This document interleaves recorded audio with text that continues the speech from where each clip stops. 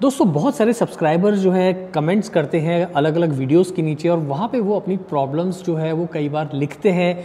तो मैं कई बार वीडियो बना पाता हूँ, कई बार नहीं बना पाता हूँ। तो आज हमने एक शुरुआत की है click and ask with Manish.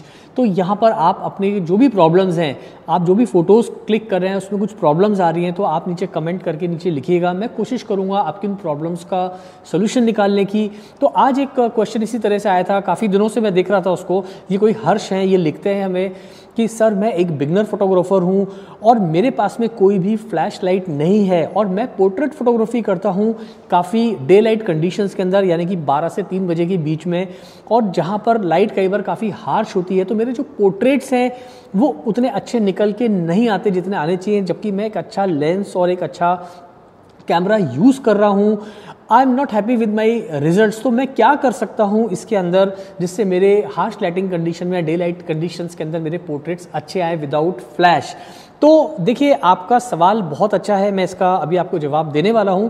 But उसके पहले मैं अपने सभी सब्सक्राइबर्स से रिक्वेस्ट करना चाहूँगा, अगर अभी तक आपने मेरा चैनल सब्सक्राइब नहीं किया है तो प्लीज़ मेरे चैनल को सब्सक्राइब करो, क्योंकि जब आप चैनल सब्सक्राइब करते हो तो दिल को लगता है बहुत अच्छा और एक कॉन्फिडेंस मिलता है अच्छे अच्छे वीडियोज़ को बनाने का। और अपने जो भी क्वेश्चन हैं वो भी आप नीचे कमेंट करके मुझे ज़रूर लिखिए, जिससे मुझे एक आइडिया आएगा क्या प्रॉब्लम्स आप फेस कर रहे हैं, और मैं रैंडमली कोई भी चूज़ करूँगा और उसके ऊपर एक वीडियो ज़रूर बनाने की कोशिश करूँगा। अब बात करते हैं हर्ष की प्रॉब्लम की। देखिए, पहली चीज़ तो हर्ष मैं आपको ये कहना चाहूँगा कि हार्श लाइट में अगर आपके पास में कोई भी फ्लैश लाइट नहीं है तो आपको इस बात को समझना है कि जो लाइटिंग कंडीशंस हैं, स्पेशली जब आप आउटडोर में नेचुरल लाइट में पोर्ट्रेट फोटोग्राफी कर रहे हो, तो वहाँ पे लाइट का टाइमिंग, किस टाइम पे लाइट आपको अच्छी मिल रही है, सबसे पहले तो आपको तभी शूट करना चाहिए, यानी कि सुबह के वक्त या शाम को जो गोल्डन आवर लाइट है या शाम को जो ढलती हुई लाइट है वहाँ पर आपको लाइट्स अच्छी मिल जाएंगी। तो ये तो एक कॉमन आंसर हो गया जो मैं हमेशा बताता रहता हूँ। बट पर्टिकुलरली अगर आप हार्श कंडीशन में शूट कर रहे हो, डे लाइट के अंदर शूट कर रहे हो 12 से 3 के बीच में, तो यहाँ मैं कुछ सजेशंस आपको देना चाहूँगा। देखिए, अगर आपके पास में कोई भी फ्लैश नहीं है तो सबसे पहले जो है आप 5-in-1 रिफ्लेक्टर खरीद लीजिए। वो बहुत ही काम की एक एक्सेसरी होती है, इसके ऊपर मैंने काफ़ी सारे वीडियोस बनाए, आप देख लेना चेक करके। अब 5-in-1 रिफ्लेक्टर में आपको एक डिफ्यूज़र मिलता है। अब डिफ्यूज़र काम आता है लाइट को डिफ्यूज़ करने के। तो अगर आप हार्श लाइट में, अगर आप पोर्ट्रेट ले रहे हो या हेडशॉट ले रहे हो या किसी भी तरह की ऐसी लाइटिंग कंडीशन में काम कर रहे हो जहाँ पे आपको आइज़ के नीचे काफ़ी सारे जो है वो पूरे अंधेरे में आइज़ नज़र आ रही हैं, क्लैरिटी नहीं आ रही है पिक्चर्स में, तो आपका जो ये डिफ्यूज़र है जो 5-in-1 रिफ्लेक्टर के साथ आता है, उसे आप as a diffuser, as a soft box use करिए। तो आप यहाँ पिक्चर में देख पा रहे हो, मैंने एक मॉडल का शूट किया था इसी कंडीशन के अंदर, एक ट्यूटोरियल भी बनाया था और वहाँ पे मैंने इसे बिल्कुल एज अ डिफ्यूज़र की तरह यूज़ किया, जिससे जो हार्श सनलाइट थी वो फिल्टर होके एक खूबसूरत सॉफ्ट बॉक्स में जो है वो डिफ्यूज़र कन्वर्ट हो गया और जो लाइट है वो मॉडल के फेस के ऊपर बहुत ही सॉफ्ट तरीके से आने लगी। और यहाँ पर मैंने कुछ पोर्ट्रेट्स लिए हैं जो आप स्क्रीन पे देख पा रहे हो। अब ये जब मैंने पोर्ट्रेट शूट किए तो यहाँ पर ये जो आपका प्रॉब्लम है एग्जैक्टली सेम वही प्रॉब्लम था मेरा भी, और मैं अच्छे पोर्ट्रेट्स अचीव कर पाया, क्योंकि जब लाइट डिफ्यूज़ होके आई तो लाइट का जो इंटेंसिटी थी, जो हार्शनेस थी लाइट की, वो बहुत ही जो है माइल्ड हो गई, बहुत ही सॉफ्ट लाइट्स के अंदर कन्वर्ट हो गई बिकॉज ऑफ द डिफ्यूज़र। और सॉफ्ट बॉक्स बनते ही जो है हमें हेडशॉट बहुत अच्छे मिले। और आप देख रहे हो स्किन टोन है, आइज़ का कोई भी इस तरह का प्रॉब्लम नहीं आया। तो ये तो सिर्फ पिक्चर है, ये कुछ गॉगल्स के साथ पिक्चर्स दिए हैं सेम कंडीशन के अंदर, तो दोनों तरह से मुझे जो है पिक्चर्स काफ़ी अच्छे मिले।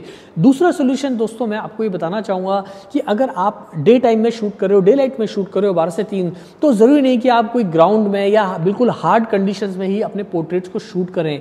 अब कुछ ऐसी जगह पे जाइए जहाँ काफ़ी सारी बिल्डिंग एरिया हो, काफ़ी सारी जो है बिल्डिंगें बनी हो या मकान बने हो, उसके बीच में जो आप अपने मॉडल को प्लेस करिए, जिससे क्या होता है कि जो हार्श लाइट है वो जब दीवारों से या बिल्डिंग से टकराती है तो वो लाइट जो है कई बार जो है बाउंस बैक करती है और उसकी जो हार्शनेस है, जो उसकी जो लाइट की जो हम कह सकते हैं कि जो गंदगी है वो सारी साफ़ होके जो है आपको एक बहुत ही इवन लाइट जो है मिलती है।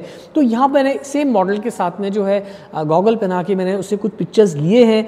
अब जहाँ पे हार्श लाइट थी बस मैंने वहाँ से थोड़ा सा शिफ्ट किया, उसको बिल्डिंग के अंदर ही शिफ्ट किया और वहाँ पर मैंने कुछ पोर्ट्रेट्स निकालने की कोशिश की।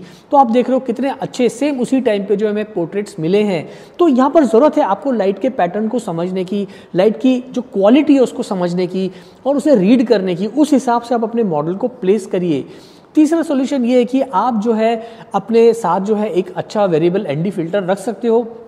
एनडी फिल्टर में आपको कुछ नहीं करना। आपको अगर 1.8 पे, 1.2 पे या 1.4 पे या इवन f2.8 पे लेने हैं, आपको बैकग्राउंड को ब्लर करना है भरी दोपहरी के अंदर, तो आपको सिर्फ अपने कैमरा के आगे जो है उस फिल्टर को लगाना है और आप देखेंगे कि सारा जो ग्लेयर है, सारा जो हार्श लाइट है वो पूरी कट होके आपको खूबसूरत पिक्चर आप स्क्रीन पे देख पा रहे हो। आपको बहुत ही क्लैरिटी के साथ में सब चीज़ें मिलेंगी। तो ये कुछ सजेशन थे मेरे आपके लिए। अगर आप इन्हें ध्यान दोगे तो आप हार्श लाइट में या एकदम डे लाइट कंडीशन में भी आप अच्छे पोर्ट्रेट शूट कर पाओगे। बट अगेन मेरा कहना ये है कि आप इस तरह की लाइटिंग कंडीशन को थोड़ा अवॉइड करिए। अगर आपके पास में फ्लैश नहीं है, आप सन को और पार नहीं कर सकते, उससे अच्छी बात यह है कि आप थोड़ा सुबह जल्दी उठिए, 6-7 बजे या 5-6 बजे के आसपास आपके शहर में जब भी सनराइज होता है उस टाइम लाइट आपको बिल्कुल स्टूडियो वाली मिलती है, या शाम के टाइम 4 से 6 बजे के बीच में आप देखिए उस टाइम पे आप अपने पोर्ट्रेट्स को शूट करने की कोशिश करिए। आपको वहाँ पर बहुत ही अच्छी लाइट मिलेगी, ये सारी प्रॉब्लम्स आपको नहीं आएंगी।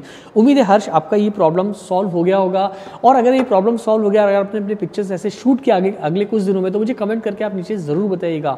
तो आज के लिए इतना ही रखते दोस्तों। उम्मीद है आपको इस वीडियो से थोड़ी हेल्प मिली होगी, और जो भी सब्सक्राइबर इस तरह की प्रॉब्लम फेस कर रहे हैं तो बस अब थोड़ा सा आउटडोर लाइटिंग के अंदर थोड़ी चीज़ों का ध्यान रखिए, एंड आई एम श्योर आप अच्छे पिक्चर्स शूट कर पाओगे। आज के लिए इतना ही, जल्दी मिलते हैं फिर नए वीडियो के साथ।